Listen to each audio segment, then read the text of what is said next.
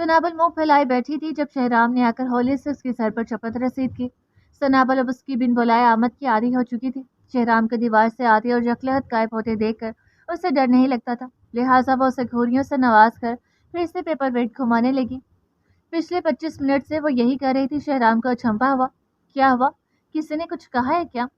वो उसका मूड ज़रूरत से ज़्यादा ख़राब देकर इस्तहज़ाइया बोला। बोर हो रही हूँ मैं। उसने बिला झिझक कहा। वो क्या होता है? वो जज्बस हुआ। क्यों? तुम बोर नहीं होते? वो भवें इकट्ठी करके रुख उसकी तरफ फेर गई। नहीं। वो मासूमियत से सरनफी में हिलाकर बोला। हाँ, तुम बोर क्यों होगी? सारा दिन तो आवारागर्दी करते हो, परेशान कोहे काफ और समी न जाने कहाँ कहाँ फिरते रहते हो। इतनी सैर करने के बाद कौन बोर होता है भला?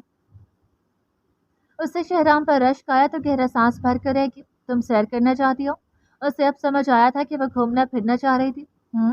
उसने बेचारगी से सर अस्बात में हिलाया। आओ, हम तुम्हें जमीन की सैर करवाते हैं, उसने कहा तो सनाबल की बाँछें खुल गईं। सच? वो बेयकीन हुई।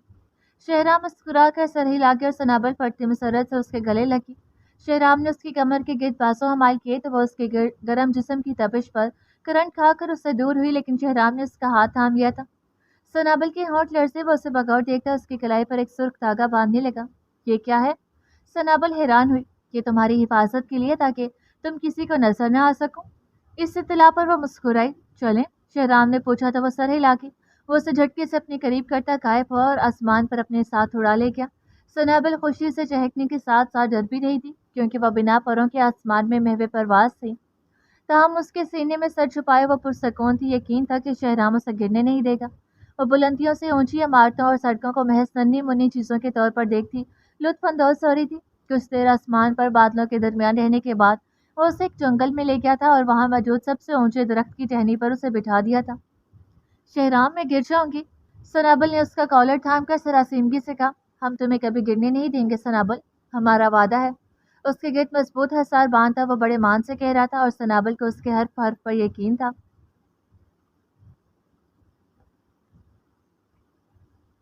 उस रात वो उसे फिर से तंग करने आ पहुंचा था। भला ये कैसी मोहब्बत थी?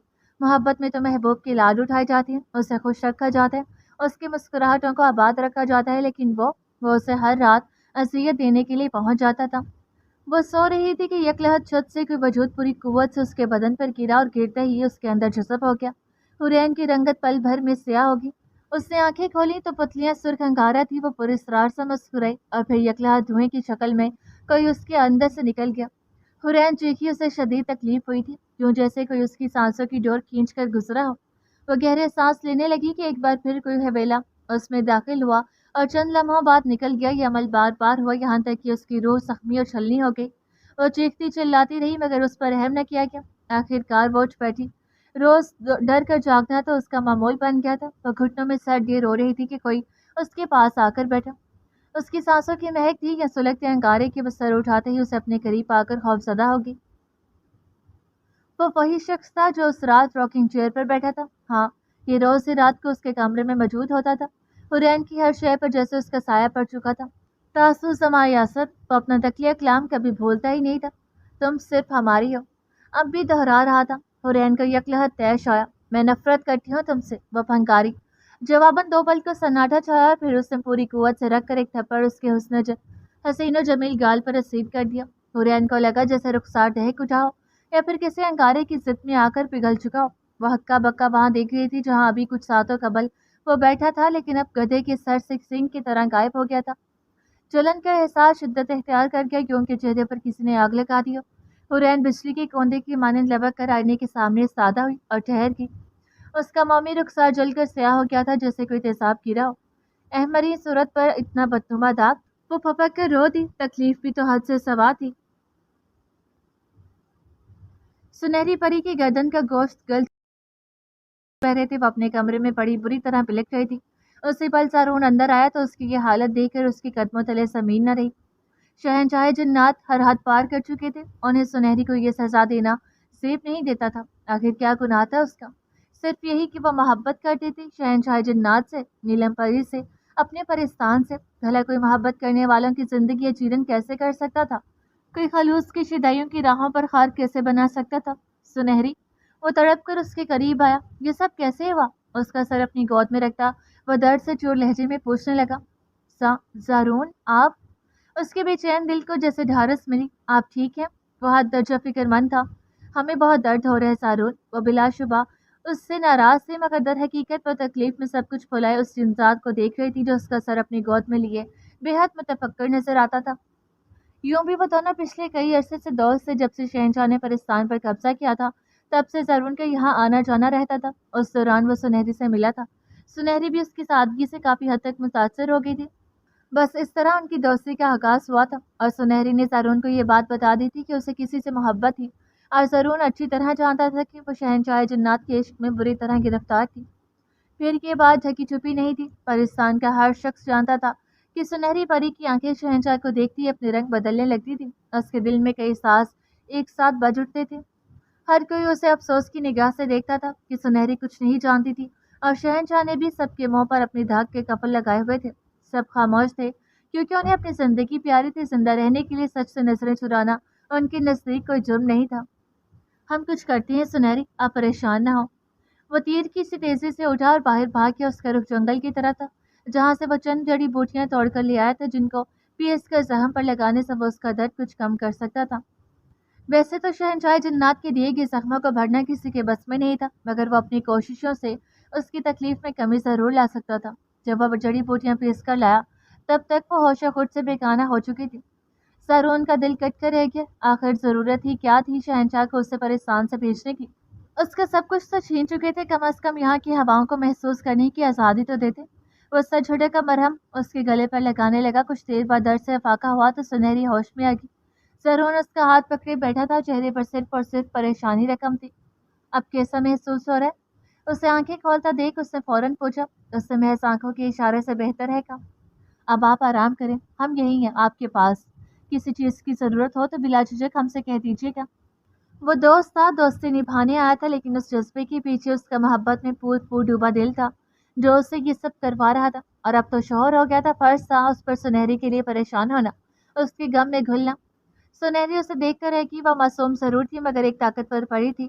اسے زارون کے دل کی بات اچھے سے ازبر تھی۔ وہ اس کی بے چینیوں میں چھپی محبت کو بخوبی دیکھ سکتی تھی۔ اب تو اس کے نکاح میں تھی، جانتی تھی کہ منزل تھا تو صرف یہی شخص، مگر اس دل کا کیا کرتی جو علم بغاوت بلند کرتا شہنشاہ جنات کے در کا فقیر ہو گیا تھا۔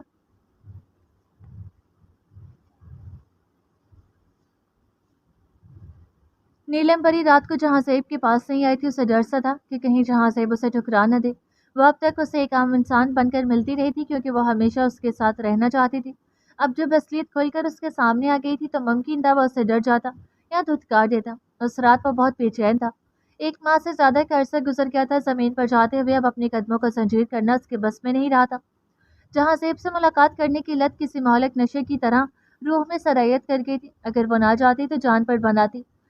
اس نے خود پر قابو پا کر اپنی صلاحیتوں کو بروئے کار لاتے ہوئے جہاں زیب کو بند پتلیوں سے دیکھنا چاہا اور اگلے ہی لمحے ایک منظر جم سے اس کی آنکھوں میں اترا۔ وہ اپنے بستر پر کروٹیں بدل بدل کر تھک گیا تھا۔ اس طرح بھی اس طرح تو نیلم کے بنا اس کی حالت واقعی بہت بری ہو رہی تھی، یعنی آگ دونوں طرف برابر لگی ہوئی تھی۔ وہ تڑپ کی۔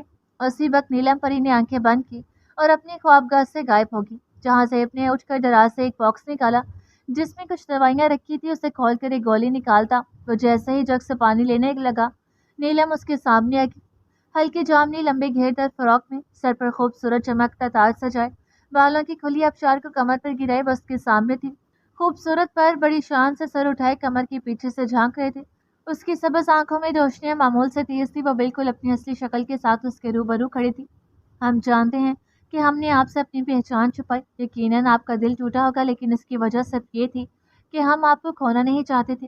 جہاں سے ہم چاہتے تھے کہ آپ روز ہم سے ملیں، ہم سے باتیں کریں اور ہمارا کچھ وقت اچھا گزر جائے۔ اگر آپ کو لگتا ہے کہ ہم نے جرم کیا ہے، آپ کو دھوکہ دیا ہے، تو آپ بے شک ہمیں سزا دے دیجیے۔ ہم آپ کے سامنے ہیں، جو بھی کرنا ہے کیجیے، ہم اب تک نہیں کریں گے۔ بنا کسی شرمندگی کے وہ وقار کے ساتھ کھڑی اپنی اصلیت دکھا رہی تھی، بالکل اصلی حالت میں، یعنی وہ سچ مچ پری تھی۔